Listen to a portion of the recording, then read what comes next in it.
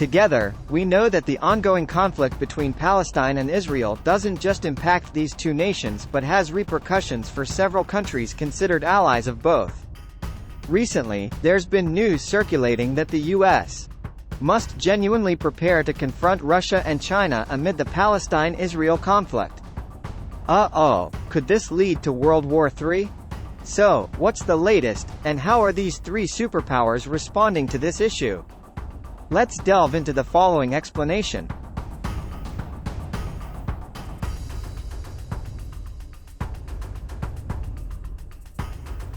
Amid the escalating tensions between Palestine and Israel, the United States indeed needs to brace itself for the possibility of simultaneous warfare with Russia and China by expanding its conventional forces, strengthening alliances, and enhancing its nuclear weapons modernization program, according to a bipartisan panel appointed by the National Assembly on Thursday. The Strategic Posture Committee's report surfaces amid heightened tensions with China regarding Taiwan and other issues, as well as deepening disputes with Russia over Russia's invasion of Ukraine. A senior official involved in the report declined to say whether the intelligence report from the group noted nuclear weapons cooperation between China and Russia. The U.S. is concerned there might be a final coordination between China and Russia in some aspects, leading to the construction of these two wars. These findings would reverse the current U.S.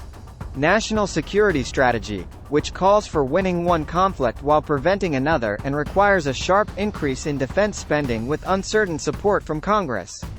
Democratic Party Chair Madeleine Creedon, a former deputy head of the agency overseeing U.S. nuclear weapons, and Vice Chair John Kyle, a retired Republican Party senator, acknowledged the budget reality but also believe the country must make investments. While delivering remarks held to release the report, Kyle stated that the President and Congress should bring this issue to the American people, and that higher defense spending is a small price to pay to prevent the potential nuclear war involving the United States, China, and Russia. The report contradicts President Joe Biden's stance, asserting that the current U.S. nuclear arsenal is sufficient to deter combined Russian and Chinese forces. However, the Arms Control Association, an advocacy group, contends that the U.S. arsenal exceeds what's necessary for deterring potential threats, thus preventing enemy nuclear attacks. In 2022, Congress established a commission, comprising 6 Democratic and 6 Republican members, to assess long-term threats to the United States and recommend changes to its nuclear capabilities, reflecting both personal and bipartisan perspectives. The Commission panel received Pentagon estimates indicating that China's rapid nuclear arsenal expansion could result in 1,500 nuclear warheads by 2035, marking the first time the U.S. would face a peer armed with nuclear weapons. The 145-page report states that the threats from China and Russia will escalate between 2027 and 2035, requiring decisive actions to prepare the country.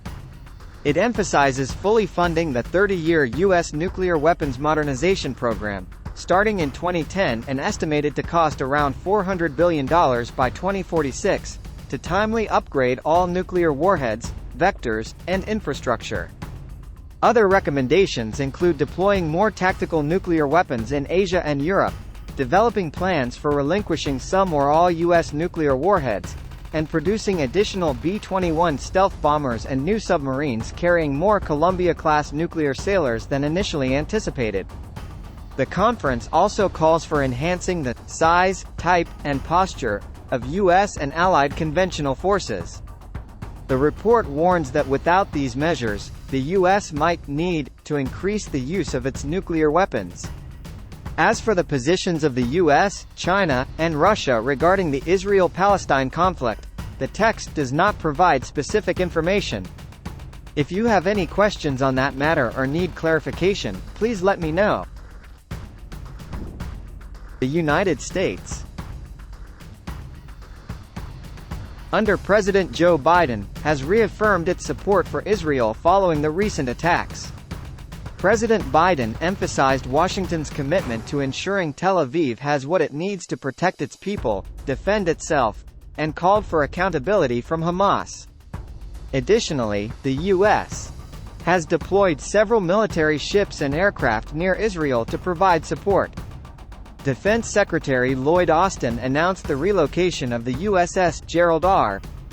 Ford to the eastern Mediterranean, closer to Israel. This force includes an aircraft carrier, a guided missile cruiser, and 4 guided missile destroyers. Austin also mentioned the reinforcement of U.S. Air Force squadrons with F-35, F-15, F-16, and A-10 fighter jets in the region, and the U.S. will supply ammunition to Israel.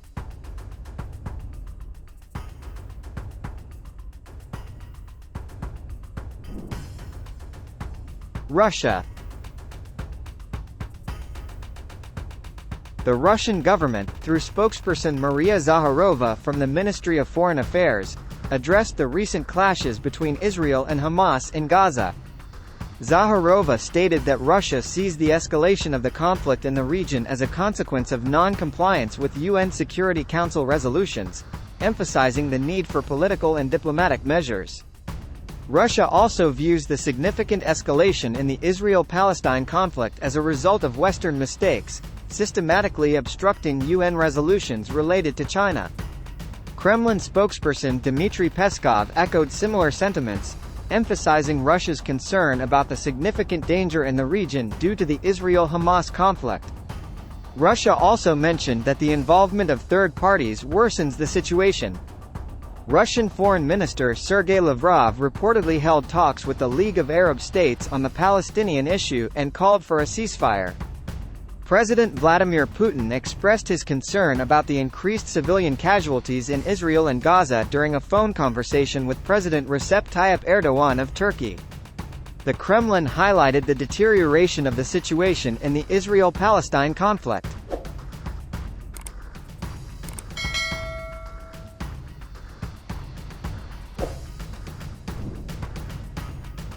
China.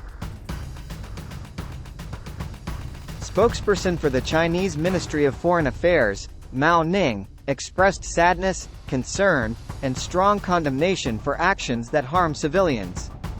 He stated that Beijing hopes the conflict will end, and peace will be restored soon. In another statement, China shares a similar perspective with Russia, believing that the solution to the conflict between the two countries lies in an independent Palestinian state. Well, it's hard to imagine if these 3 countries really go to war. What do you think? Feel free to leave your comments. Okay, thanks for watching and goodbye.